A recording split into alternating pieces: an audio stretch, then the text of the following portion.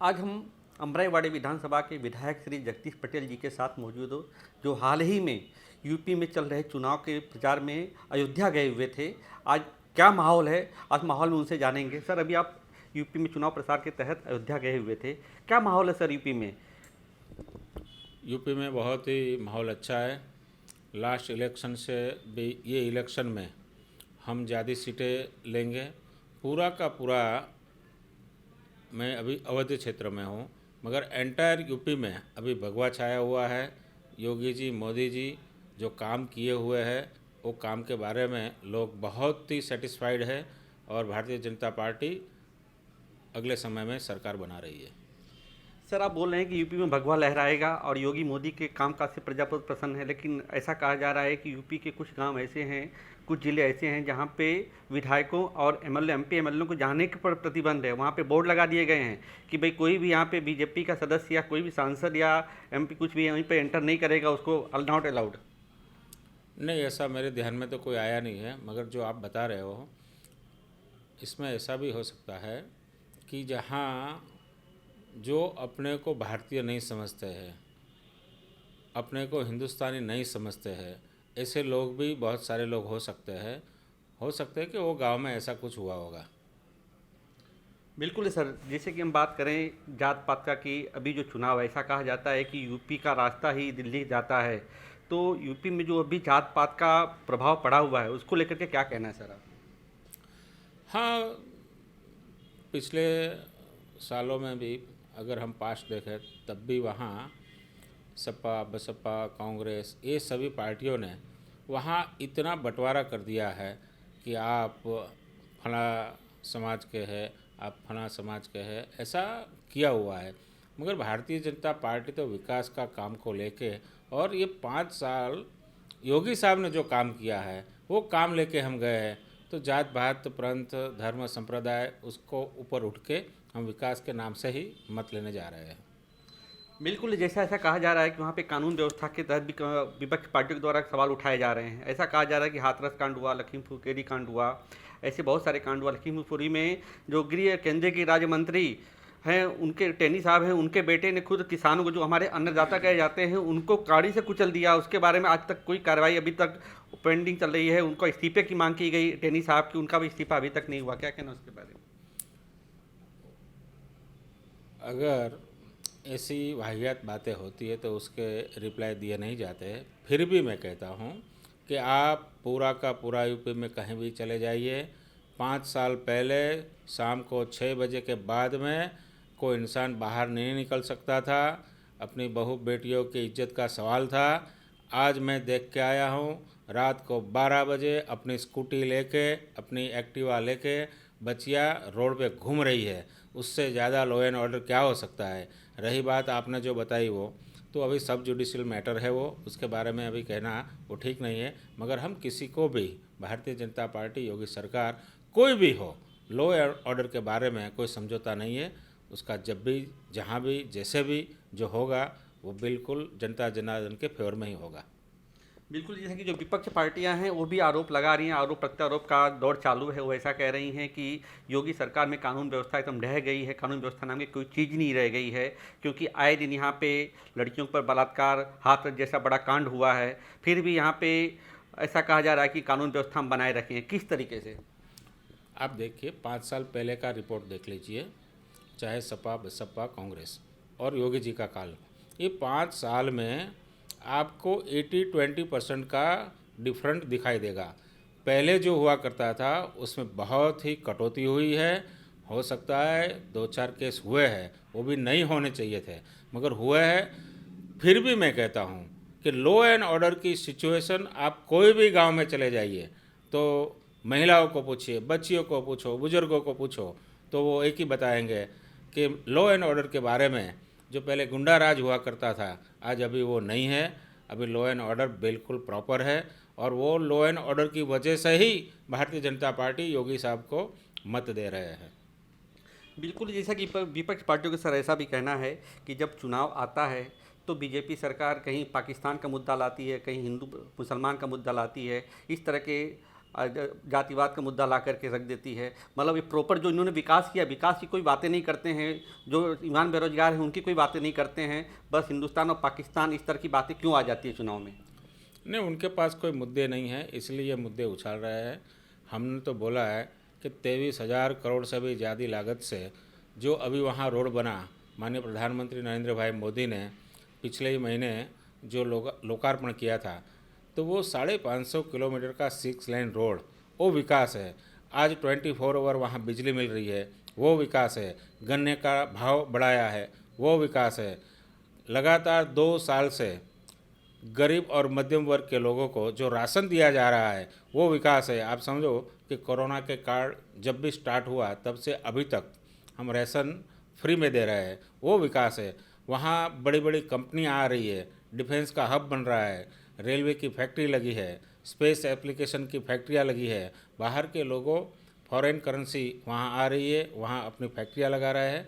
बहुत ही विकास हुआ है और विकास के एजेंडे को लेके ही भारतीय जनता पार्टी ये इलेक्शन के अंदर उतरी है। तो अपोजिशन वाले के पास तो कोई मुद्दा है नहीं, वो क्या बताएंगे, वो क्या कंपेयर करेंगे हमसे?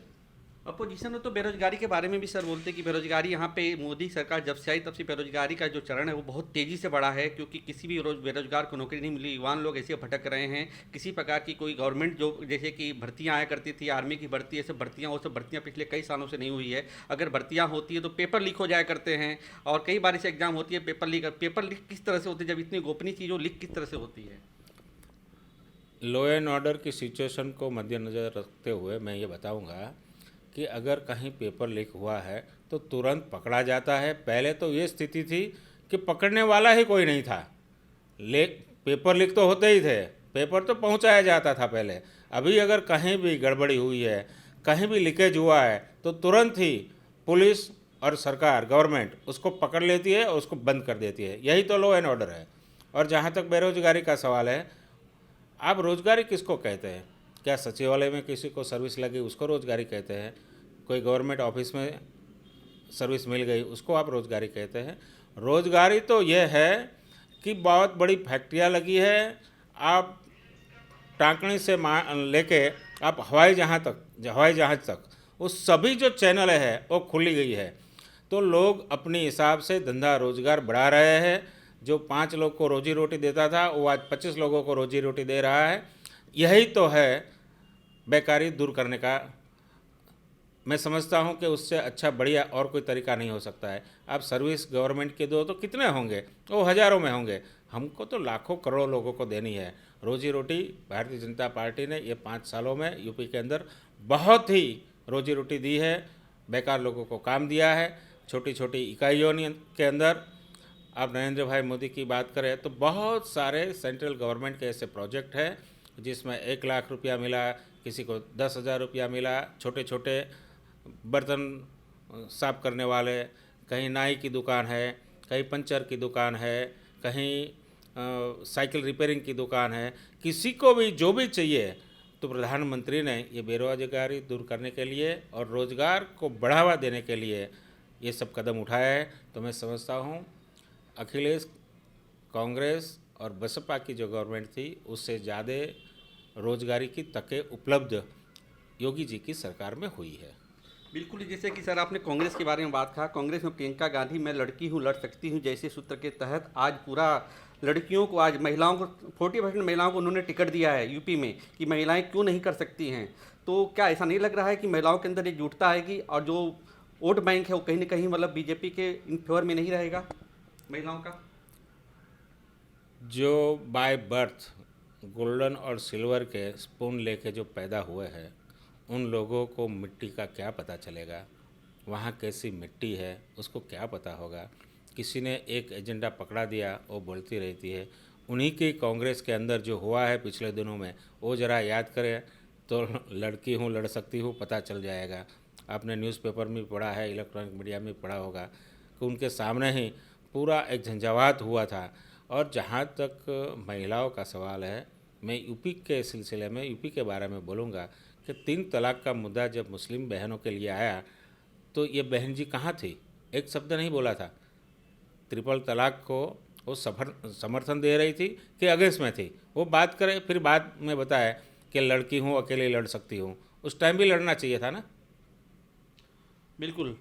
सर जैसा कि अभी बीजेपी का जो आया है चुनावी प्रपोजल आया है, उसमें ऐसा कहा गया है कि हम 300 यूनिट फ्री देंगे, बिजली फ्री देंगे, और हर घर में से एक बेरोजगार को रोजगारी देंगे, सरकारी नौकरियां देंगे। तो इस तरह की, और जो महिलाएं हैं उनको हम स्कूटी प्रदान करेंगे। सर जब बीजेपी ने इतना अच्छा काम किया है तो ये सब प्रलोभन देने की क्या ज़रूरत है सर? आपने बहुत ही अच्छा क्वेश्चन किया है।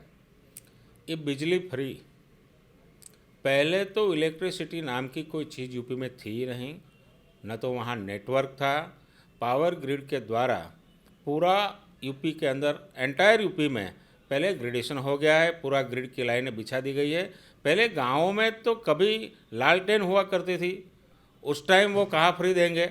अभी हमने इलेक्ट्रिसिटी दी है, तब हम फ्री में देने की बात कर रहे हैं। पहले तो इलेक्ट्रिसिटी थी ही नहीं यूपी में, तो वो कैसे देंगे। अभी यूपी को दूसरे स्टेट के कंपेयर में लाने के लिए, और बेरोजगार है उनको नौकरी धंधे के लिए, जो अभी छोटे छोटी इकाइयों में प्रधानमंत्री ने आत्मनिर्भर भारत की जो बात की है, तो छोटे छोटे जो हमारे वहाँ यूपी के भाई और बहनें हैं वो जो काम कर रहे हैं, उसके लिए इलेक्ट्रिसिटी फ्री की बात की है। खेतों में भी अभी साइंटिफिक खेती करने की भी बात की है, इसलिए हमने 300 यूनिट फ्री देने की बात की है।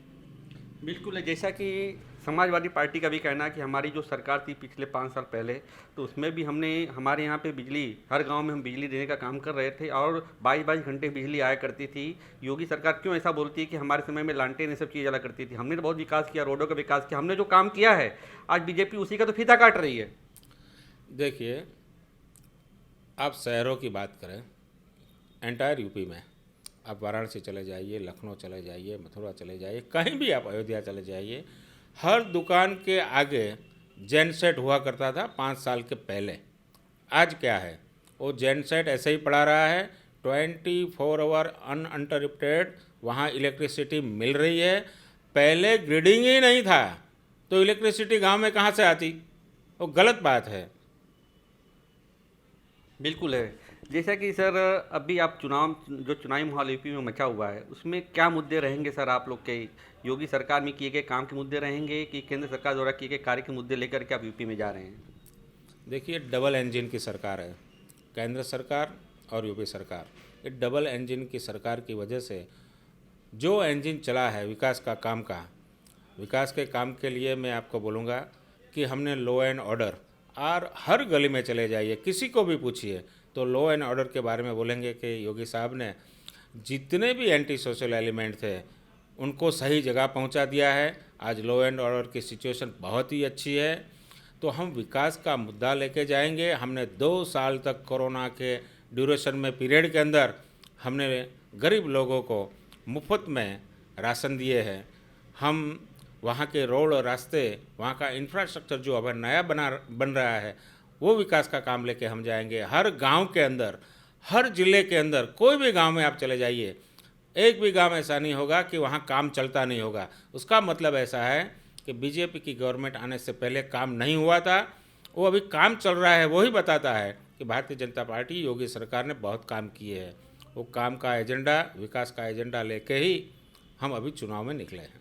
बिल्कुल है। पिछले 2017 में जब बीजेपी की सरकार प्रचंड बहुमत से भी जब प्राप्त किया था, क्या लग रहा है सर इस बार उससे भी ज़्यादा सीटें आएंगी कि कुछ सीटों में कटावट होगी?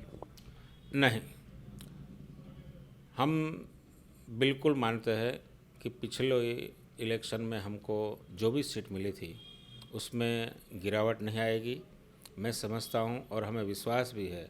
मैं करीब, मेरा 4 दफ़े दौरा हुआ है, 5वीं दफ़ा भी मैं जा रहा हूं, तो हर इलाके में, हर तहसील में जो भी फीडबैक आता है, लगता है कि हम हमारे टारगेट से भी हम क्रॉस कर लेंगे। क्योंकि अखिलेश भी ताल ठोक रहे हैं, बोलते हैं कि 403 विधानसभा सीटों में से 400 सीटें हम जीतेंगे और शायद बीजेपी को 3 सीटें ही मिलेंगी। इस तरह का ताल वो ठोक रहे हैं। मुंगेरी लाल के हसीन सपने हैं। अगर ऐसी बालिश बचपना बात जब करता है तो उसका रिप्लाई क्या दिया जाता है? ओ उसको मुबारक।